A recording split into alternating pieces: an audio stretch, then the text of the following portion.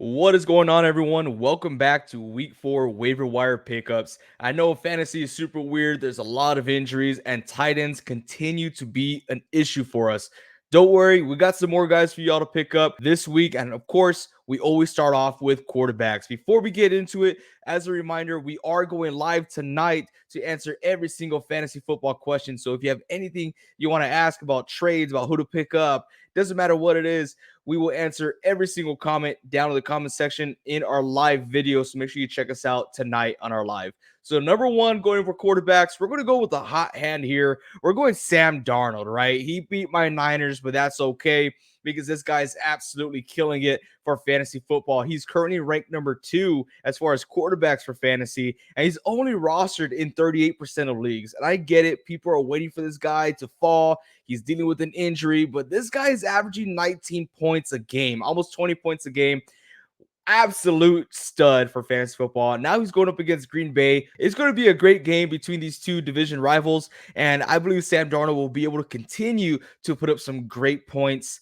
Up next, we got Geno Smith at quarterback for the Seattle Seahawks. Another guy I'm not too fond about, but he's only rostered in 40% of leagues, and this guy has been crushing it, and he's a perfect streaming candidate this week because last week, yeah, he only had 13 points, but that's because they blew out the Miami Dolphins. This week, going up against the Detroit Lions, they're going to put up a fight, and I cannot wait to see how many points Geno Smith could put on the board for your fantasy football team.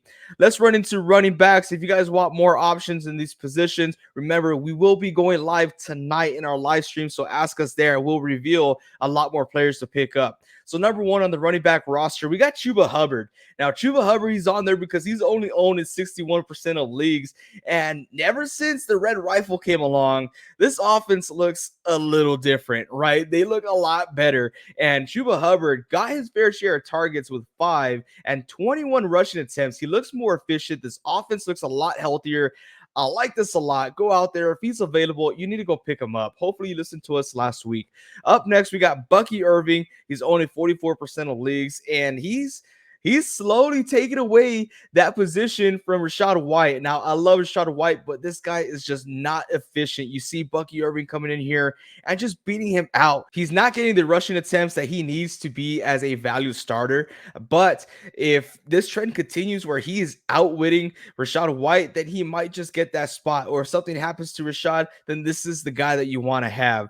Up next, very similar, we got Emmanuel Wilson. Now, this is super scary for me. Emmanuel Wilson plays for the Green Bay Packers, and due to Marshawn Lloyd's injury, him being on the IR, this guy gets a chance, and he's had 12 rushing attempts this past game compared to Josh Jacobs at 15, and he was way more efficient at Josh Jacobs. So Emmanuel even got some action in the passing game, so that is super scary. If you own Josh Jacobs, I highly recommend, if you are a Josh Jacobs owner, go pick this guy up just in case something happens to him because he will get the workload, and he's proven himself on the field. Let's run into wide receivers over here. Number one, the obvious pick, my boy, Jauan Jennings. Man, that guy should have gotten his contract. I know he's signed for 1 year, but this guy is special. He's only rostered at 43% of leagues. Now, we have a lot of injuries, and injuries continue to build up for the San Francisco 49ers. Unfortunately, I'm trying so hard to keep this smile on my face right now. But we got Deebo Samuel out. We got CMC out. We got George Kittle out. Jauan Jennings is clearly the wide receiver 1 there. I don't care what you say. Number 11, we're not saying his name, is not doing it, right? He has 10 targets, but Jauan Jennings gets 12 targets and finishes off the day with 3 tutties. This guy is an absolute value. You have to go get him on your waiver wire. Should be your number 1 waiver wire pick.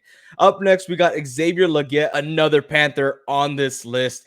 Yeah, Red Rifle does make that big of a difference. Andy Dalton is passing the ball a lot. Now, I don't expect you to go out there, pick up Xavier, and expect a huge difference in your team. I feel like this guy should have a heavier workload now that we have injury to Adam Thielen. It's unfortunate, but he is dealing with a hamstring injury. Johnson's still the number 1 guy out there, but Legette should have a bigger role and maybe, just maybe, fill in a deep roster flex spot for you.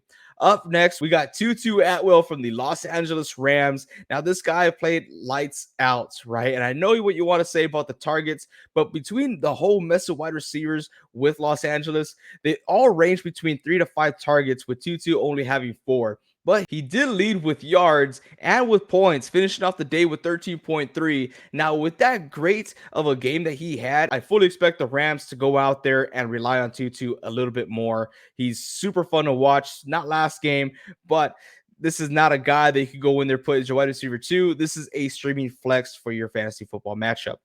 Now, let's go into the tight ends, right? The tight ends continue to be an issue, and we don't have the answers just yet. I got a couple of guys here who could possibly help you out. Number one is Tyler Conklin, right? This guy, all of a sudden, after laying a dud in the first 2 weeks. He gets 6 targets in this offense. He looks really good, 14 points, no touchdowns, but that's okay because he makes up for it with the yards. But he did lead this team in receptions and second in targets. So that's a guy to keep your eye on. If this trend continues, you're going to want him in your fantasy team. Up next, we got Noah Fant. Now, very similar to Tyler Conklin, didn't do much week 1 or week 2, but week 3, he gets 6 targets and he finishes off the day with 12 points. Another guy to look out for, especially if this team is going to be dominating like they have been. Okay, if you're like me, I like to stream my defenses to get the best possible matchup every single week. Now, these are some of the defenses I like this week. Number one, we got the Jets against the Broncos. Then we got the Steelers against Colts, Cardinals against Washington, and my boys, the Niners against the Patriots. And that's all I got for y'all today. Again, if you guys have more fantasy questions or if you want to comment down on this video below, go ahead. We will answer every single one of them, or join us in our live stream tonight. Hope to see you guys there. And as always, keep on grinding.